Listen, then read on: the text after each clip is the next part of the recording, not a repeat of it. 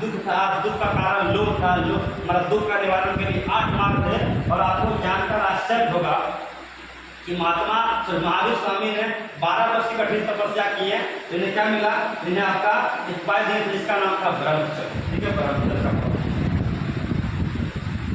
चलिए अगला बोलिएगा दोस्तों कि हमारा अगला क्वेश्चन है, ज्ञान प्राप्ति के बाद सिद्धार्थ को क्या कहा गया? ये ज्ञान की प्राप्ति के बाद इनको क्या कहा गया? कमेंट बॉक्स बंद हो गया है। ठीक है, बताइएगा तो आपने कमेंट करना पड़ेगा। ज्ञान प्राप्ति के बाद सिद्धार्थ को क्या कहा गया? फटाफट बताइए कमेंट करके। ठीक है, जिनको पता बताइए कमेंट करके फटाफट, जिनका कमेंट मैसेज क्या होगा। ठीक है, क्वेश्चन नंबर 18 बोलिएगा फटाफट। ठीक है, बताइएगा आप लोगों को। तो हमने बता दिया इसका आंसर क्या होगा। ज्ञान प्राप्ति के बाद सिद्धार्थ को क्या कहा गया? दोस्तों गौतम बुद्ध को ज्ञान प्राप्ति के बाद इन्हें हमने कुछ सोचा था।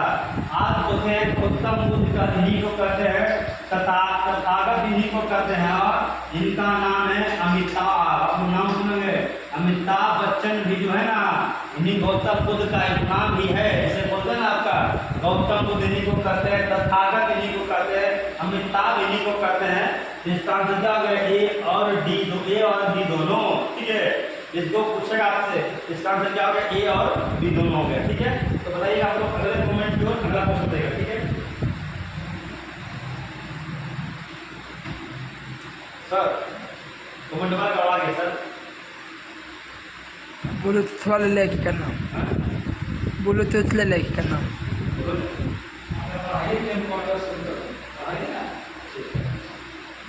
चलिए जिसका आंसर देगा उसको अगला क्वेश्चन इसका, गौतम बुद्ध को किस रात्रि के दिन ज्ञान की प्राप्ति हुई थी?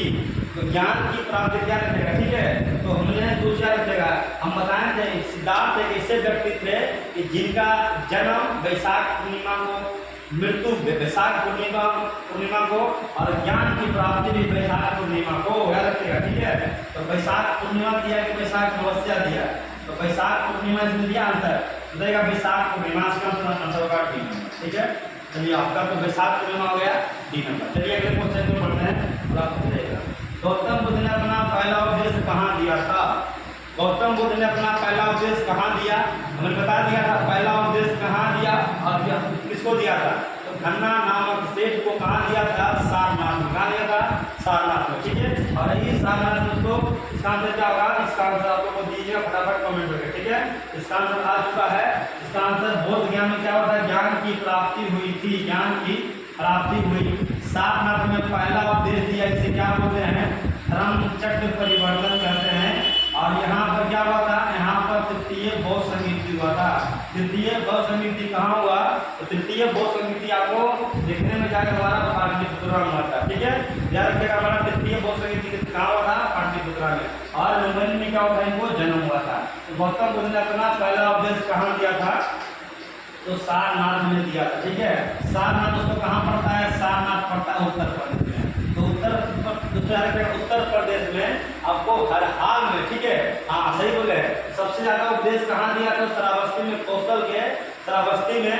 और पता होगा ये हमारा इसका आंसर क्या होगा? इसका आंसर सी नहीं होगा, बी नंबर होगा। ठीक है, इसका आंसर बी होगा। ठीक है, उससे क्वेश्चन भी आता है, लेकिन हमारा वीडियो क्वेश्चन है।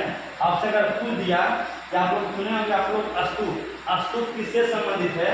अस्तूप किससे संबंधित है? बताइएगा आप लोग का चौखंडी स्तूप कहाँ है? चौखंडी दोस्तों इसको छाप लेना है। ठीक है, ये क्वेश्चन पूछा हुआ है, चौखंडी स्तूप कहाँ है?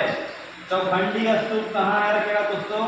तो चौखंडी स्तूप यूपी में। कहाँ? उत्तर प्रदेश में। इसी से क्वेश्चन अगर आपसे पूछ दिया कि खमेर स्तूप कहाँ है, तो उसमें ये क्वेश्चन पूछा हुआ है, पिछला साल में